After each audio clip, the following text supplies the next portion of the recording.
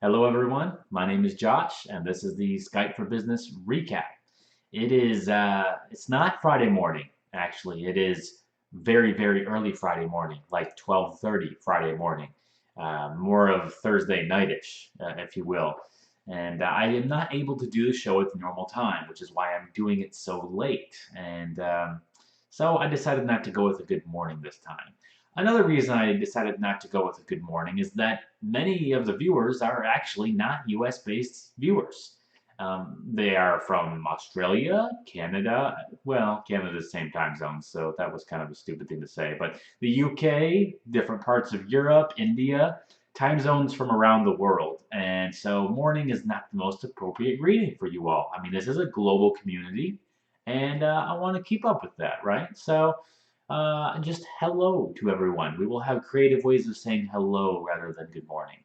Also, it's very rare that I actually get this thing out in the morning, US side anyway. So, yeah, might as well just axe the whole good morning thing.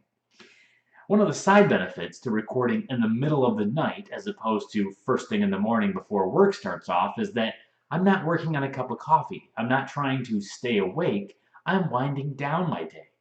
And when winding down your day, you get to partake in something a little more enjoyable than coffee. So without further ado, I would like to welcome my guest for the show, Mr. Shiner Bach. This is like one of my favorite beers, a Texas-based beer, kind of fitting for the theme of the show here, really. But great beer. If you ever have a chance to try Shiner, especially with barbecue, highly recommend it. So. All right. If you are watching the show during work, please do not partake in drinking beer with me at this time, okay? That's just irresponsible, and no one wants to get in trouble here. So, all right. Good stuff. Let's move past that to the actual meat of this episode here today. Got a few cool things to chat about. Hint clues as to what those are on the board right here. We got the Office 365 hashtag, so a couple different topics are going to be touching on Office 365-y things. And then we've got the Office Event Zero Twitter handle back there, so we're obviously going to be chatting a little bit about some news with Event Zero, particularly in regards to Sonus SBCs. So let's dig into that. That's actually the first item here. Go over to Infinity Screen and jump over to my browser. Okay, here we are. Sonus advances Microsoft Skype for Business experience with real-time analytics and reporting integration. Very cool announcement here, especially if you know much about Event Zero's UC Commander product. For those of you that remember a little bit of something with Microsoft buying something of Event Zero's, Microsoft was buying the underlying technology that UC Commander is built upon. And so obviously Microsoft recognizes that it's a great product with a lot to offer in the terms of reporting analytics. And so they are working on baking that further into Skype for Business Online. At any rate, it's still a separate product that is still owned by Event Zero. And Sonus's announcement here, as they call out here, is that uh, that now the UC Commander can be deployed on their SBC 1000 and SBC 2000 session border controllers.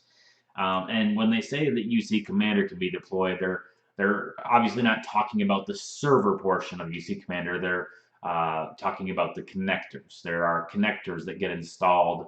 There's a central server application for UC Commander where the engine that runs everything. There's a backend database. And there are connectors that are out on all of your front-end servers, potentially mediation servers, edge servers, directors, and your SBCs. If it is a Sonus SBC, this is not for all SBCs, okay? This is Sonus. There is the ability to, if you are a Sonus customer and a UC Commander customer, then you are benefiting from this announcement. And for those of you that are not fully aware of the power that UC Commander brings to an enterprise running Skype for Business or Link Server 2013, it does some real amazing reporting, breaking down of CDR and QoE data from the databases that already exist with Link. It pulls that in. It pulls data in from the different endpoints that exist out there that customers are using. and from all the different connectors, gives you real-time stats. You can watch calls in flight, see the quality as it's taking place. And it is a great tool for troubleshooting where a problem might be in your network. If a customer complains of something, you might be able to correlate that to a problem that's happening on a server itself, or you might be able to see, well, that customer is using a headset that is not Skype for Business certified, and UC Commander will actually let you know that when looking at the call details. This takes it a step further, and now you will be able to compare, know that if you're running one of these SBCs in your environment, UC Commander might report that, hey, there's actually problems in regards to this SBC, or there's something going on in that segment of your network that is potentially leading to the problem that this customer or customers are seeing. So it's a very huge development, very cool announcement. Very, very big value add to customers of both Sonus and Event Zero. So cool announcement out there. For those of you that are customers there, very interesting for you to dig into this a bit further. There's, of course, more information as we scroll through here, and I will give you the link to this article so that you can dig in yourself. And yeah, that's that. So before I jump over to my next article, let me just get signed back into my notes screen here. Gotta set the timer on that to be a little more generous. It just closes down on me too quickly. All right, next up, Office Online, chat with your co-editors in real time. Now, previously, Microsoft had announced that you would be able to collaborate with your co-editors within a OneDrive document in Office Online via chat, via a little chat mechanism that allowed you to chat with whoever was co-editing that document in real time. Very cool, very neat capability. As they call out here, they're extending this to all Office 365 and education customers for documents that are stored in OneDrive for Business or SharePoint Online. That it is built on the same technology as Skype for Business. And this new chat feature is available in all Office Online applications, Word, PowerPoint, Excel, and OneNote. That is pretty cool. I think it would be cool if it were integrated with Skype for Business and not just built on the same technology. But I understand that this editing and work that's taking place might not necessarily be between people that have a Skype for Business account. So that gets a little tricky here. It still is very cool, and it's kind of related to this whole online collaboration push that Microsoft is heading toward. We've got a couple good screenshots here, how you would initiate it. There's a little chat up in the corner here that you can click on, chat button, and it opens up a little window and allows you to start chatting with other co-editors on this document, so that in real time you guys can work on it together. Pretty powerful tool, very, very cool addition to the Office Online community there. So be sure to check this out as well if you are an Office Online user, if your company uses it, if you need to bolster collaboration among people that use it, and especially if you're not apparently using Skype for Business, but you are using these tools, then this might be a way to enhance collaboration there. So. All right, moving on over, we've got new to Office 365 in May, updates to Skype for Business, Outlook, SharePoint, and more. All right, so this first one, real-time chat in Office 365, web experiences for commercial customers. This is a little more of what we were just looking at and talking about. What I wanted to jump down to is right here. We're also rolling out Skype for Business chat within Outlook on the web. That is cool. I do not see that in my own tenant yet. I do have Skype for Business set up in my tenant. When I go into Outlook online, I do not see the Skype for Business icon that we see up here in the corner. So it must be coming in waves, and I have not been hit by one of those waves yet. Looking forward to it though. But as you can see, you'll simply click on your Skype for Business icon. You'll have your contacts in there. You can choose one of them, and you can begin chatting in real time right from Outlook, instead of having to go to like your people's menu item up here in the upper left corner. So that's cool. I'm glad. I was waiting for them to do this. I'm like, really, you need to bring chat functionality, basic chat functionality into your Outlook window. You shouldn't have to jump around to do that online. So I'm glad they've made that. That's the first step there. This is good stuff. Next up, audio and video here too, right? Right? I hope so. I hope that's next. Okay, Microsoft? All right, good.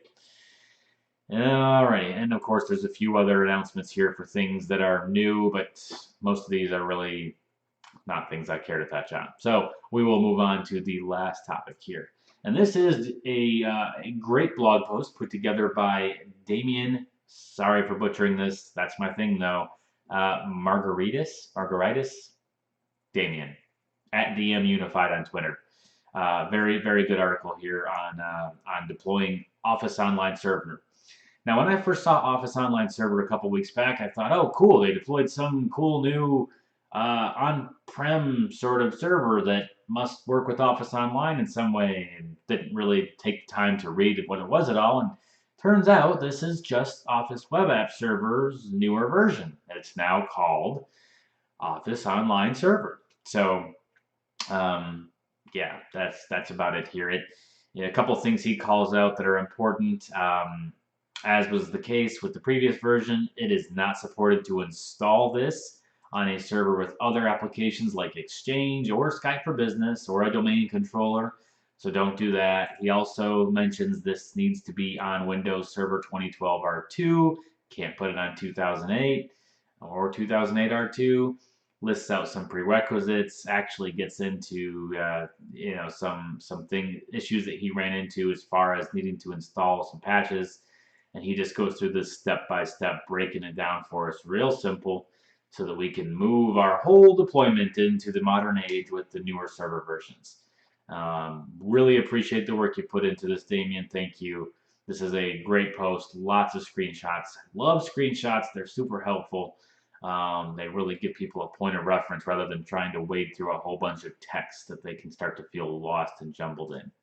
So great blog writing style. Thank you so much for this. Everybody, again, I will include a link to this post in the YouTube video description for this video.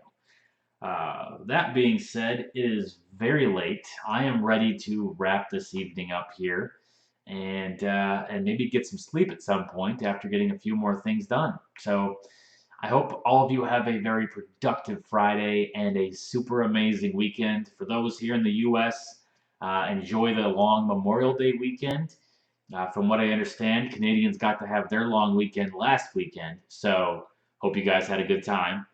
For the rest of the world, sorry if you guys don't have a long weekend coming up anytime soon. I'm not sure what other calendars look like, but be safe out there. For those of you that are going to enjoy a beer or two, be responsible.